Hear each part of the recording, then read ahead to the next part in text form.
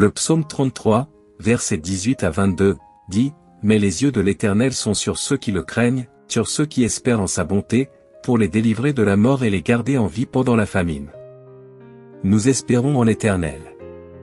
Il est notre secours et notre bouclier. En lui, nos cœurs se réjouissent, car nous avons confiance en son saint nom. Que ton amour indéfectible soit avec nous, Seigneur, même si nous mettons notre espoir en toi. Aucun de nous ne sait ce que l'avenir nous réserve. Aucun d'entre nous ne sait ce que demain nous réserve. Nous avons tous des projets. Nous avons tous noté certaines dates sur notre calendrier. Nous avons des endroits où aller et des gens à voir. Mais quels que soient vos projets, faites passer Dieu en premier. Nous vivons à une époque où les distractions sont nombreuses.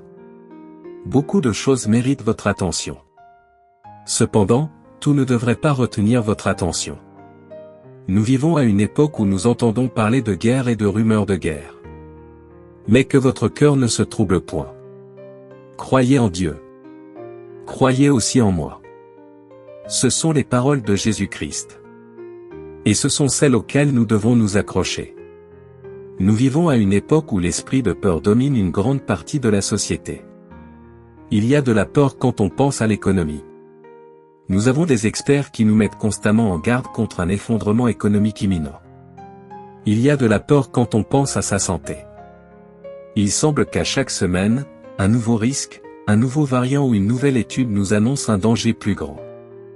Il y a tellement de peur dans ce monde.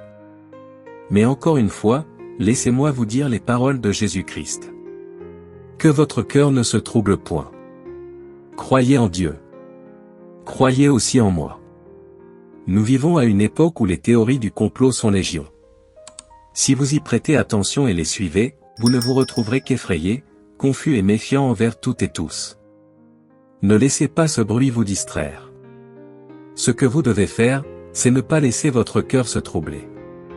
Croyez en Dieu. Croyez aussi en moi. En résumé, le message que j'essaie de vous transmettre est que vous entendrez certaines choses dans ce monde. Des choses qui évoqueront l'esprit de peur. Mais ne laissez pas ces choses prendre le dessus sur votre foi. Accrochez-vous à la parole de Dieu. Il y aura certaines choses que vous verrez dans ce monde. Des choses qui évoqueront l'esprit de peur. Il y a des choses qui pourraient vous décourager. Mais ne laissez pas ces choses dominer votre foi. Accrochez-vous à la parole de Dieu. Et je veux que vous vous concentriez uniquement sur Jésus-Christ. Concentrez-vous uniquement sur lui. Parce que les pasteurs peuvent tomber en disgrâce. Et certains tomberont. Parce qu'ils sont des êtres humains. Et la Bible dit clairement dans Romains 3 dit, qu'il n'y a pas de juste. Non, pas un seul. Et si vous lisez Romains 3 verset 23, la Bible continue en disant, car tous ont péché et sont privés de la gloire de Dieu. Ce que j'essaie de vous dire, c'est que le meilleur modèle que vous puissiez suivre est Jésus-Christ. Le meilleur exemple que nous ayons est celui de Jésus-Christ dans la Bible. Alors ne regardez pas à un autre homme ou à une autre femme. Regardez à Jésus. Ne regardez pas au pasteur, à l'évêque, à l'évangéliste ou à qui que ce soit d'autre. Regardez seulement à Jésus. Car les pasteurs seront impliqués dans des scandales. Les gens seront impliqués dans des scandales et vous décevront. Mais Jésus-Christ ne vous décevra jamais. Vous avez peut-être déjà entendu dire que la vie est une montagne russe. Cela peut sembler un peu cliché, mais il y a du vrai dans cette phrase. La vie est faite de bons moments et de moments difficiles. Nous connaissons à la fois des hauts et des bas. En tant que chrétiens, nous ne sommes pas à l'abri des difficultés de la vie. En fait, beaucoup diraient que nous sommes confrontés à plus de difficultés que les non-chrétiens. Après tout, la Bible dit dans le psaume 34 verset 19 que les souffrances du juste sont nombreuses, mais l'Éternel l'en délivre toujours. Remarquez que la Bible dit que les souffrances sont nombreuses. Je ne vous dis pas cela pour que vous vous découragez, mais plutôt pour que vous ayez une perspective plus claire. Aimer Jésus-Christ, vivre pour Jésus-Christ, ne signifie pas que vous aurez une vie sans problème. De même, lorsque vous faites face à des défis ou à la douleur, cela ne signifie pas que le Seigneur vous aime moins que quelqu'un d'autre. Voyez-vous, Dieu ne nous promet pas une vie sans souffrance, sans douleur, sans problème ou sans situation difficile. En fait, il nous dit le contraire. Dans Jean 16, verset 33, la Bible dit, « Mais voyez-vous, après que Jésus nous ait avertis des nombreuses tribulations auxquelles nous devons faire face dans le monde, dans le même verset, il nous ordonne de prendre courage, car il a vaincu le monde. » Je ne sais peut-être pas ce que vous traversez, mais voici mon message pour vous aujourd'hui. Gardez courage, car en Jésus, vous êtes un vainqueur. Les choses peuvent être difficiles en ce moment. Tout ne va peut-être pas bien, mais gardez courage. Ayez foi dans le Seigneur et il vous aidera à traverser cette épreuve. Vous traversez peut-être une période difficile en ce moment, mais gardez courage. Continuez à vous accrocher à Jésus. Il y a de la lumière au bout du tunnel. Dieu veut non seulement que nous soyons de bonne humeur, mais il veut aussi que nous nous tournions vers lui dans la prière dans les moments difficiles. En fait, les moments difficiles peuvent nous motiver ou nous inciter à rechercher Dieu par la prière avec plus de passion et de désespoir.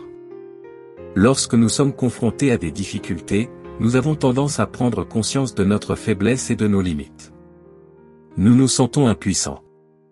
Nous réalisons à quel point nous avons besoin de l'intervention du Seigneur. Jésus-Christ est notre consolateur et un secours très présent dans les moments difficiles, la seule aide dont nous ayons besoin. Oui, en tant qu'être humain, nous avons toujours des sentiments et des émotions. Personne ne peut le nier. Dieu ne s'attend pas à ce que nous rions et dansions tout le temps, mais ce qu'il attend de nous, c'est que nous nous engagions envers lui. Ce que Dieu attend de nous, c'est la foi, car c'est la foi qui plaît à Dieu. C'est la foi qui pousse Dieu à agir. Alors, sois courageux, cher ami. Jésus-Christ a vaincu. Cher Père Céleste, ta parole dit que tu es un soleil et un bouclier. Toi, Seigneur, tu accordes ta faveur à une personne. En ce moment, je demande que ta faveur repose sur chaque oreille qui écoute en ce moment. Va devant nous et redresse tout chemin tortueux, Seigneur. Donne-nous la sagesse divine. Accorde-nous une faveur peu commune, Seigneur. Ouvre les portes que personne ne peut fermer, et ferme toutes les portes qui ne viennent pas de toi. Père, nous t'offrons un psaume de reconnaissance. Ta parole dans le psaume 100, versets 1 à 5 dit, « Poussez des cris de joie vers l'Éternel, vous tous, votre pays. Servez l'Éternel avec joie. Venez en sa présence avec des chants de triomphe. Sachez que le Seigneur est Dieu. C'est lui qui nous a fait, et non nous-mêmes. Nous sommes son peuple, le troupeau qu'il paît. Entrez dans ses portes avec des actions de grâce, dans ses parvis avec des louanges. Louez-le, bénissez son nom. Car le Seigneur est bon, sa miséricorde dure à toujours, et sa fidélité subsiste de génération en génération. Oui, tu es un Dieu bon. Tu es notre refuge, Seigneur Jésus. Tu es celui vers qui nous nous tournons pour obtenir la délivrance. Tu es celui qui nous protège des ennuis et nous entoure de chants de délivrance. Tu es notre gardien, Seigneur, et nous nous réjouissons parce que nous sommes sous ta protection. Dieu, tu es le grand et le puissant. C'est de toi que viennent toutes les bénédictions. Tu es le Créateur du ciel et de la terre, le Dieu qui soutient l'univers. Nous te rendons gloire, Seigneur. Aide-nous à être de bonne humeur, Seigneur, dans tout ce que nous faisons. À chaque étape de la vie, qu'il s'agisse d'une période de douleur et de trouble, ou d'une période de paix et de joie, aide-nous à être constants dans notre foi. Aide-nous à être constamment de bonne humeur. Aide-nous à être courageux, à avoir confiance, à ne pas être importunés et à être remplis de joie parce que tu as vaincu le monde. Nous te remercions de combattre pour nous. Nous te remercions d'être notre grand défenseur, celui qui combat pour nous, dans les batailles visibles et invisibles. Merci pour les nombreuses fois où tu as bloqué les attaques de notre ennemi. Merci pour les fois où tu as détourné nos pas et nous as protégés des pièges tendus par l'ennemi. Merci pour tout le temps que tu as passé à combattre pour nous et pour les victoires que tu nous as accordées. Merci de ne pas permettre à nos ennemis de se réjouir à notre sujet. Le psaume 138 versets 7 à 8 dit, « Si je marche au milieu de la détresse, tu me gardes la vie. Tu étends ta main sur la colère de mes adversaires, tu me sauves par ta droite, l'Éternel me fait justice. Ton amour, Seigneur, durera toujours. N'abandonne pas l'œuvre de tes mains. Grande est ta fidélité, Seigneur, et tu es digne de louange. Merci pour tes miséricordes qui durent pour toujours. Merci pour de nouvelles miséricordes chaque matin. Ton amour est vraiment indéfectible. Les mots ne suffisent pas pour te remercier de ta protection, de ta préservation, de ta provision, de ta compassion et de ta grâce. Je te donne toute la gloire, l'honneur et l'adoration au nom de Jésus. Merci d'avoir entendu cette prière, Maître. Je magnifie ton saint nom, Roi Jésus. Amen. Mais les yeux du Seigneur sont sur ceux qui le craignent, sur ceux qui espèrent en sa bonté pour les délivrer de la mort et les garder en vie pendant la famine. Nous attendons avec espérance le Seigneur. Il est notre secours et notre bouclier. En lui notre cœur se réjouit, car nous avons confiance en son saint nom. Que ton amour soit avec nous, Seigneur, comme nous espérons en toi. Les malheurs frappent souvent le juste, mais l'Éternel l'en délivre toujours. Poussez des cris de joie vers l'Éternel.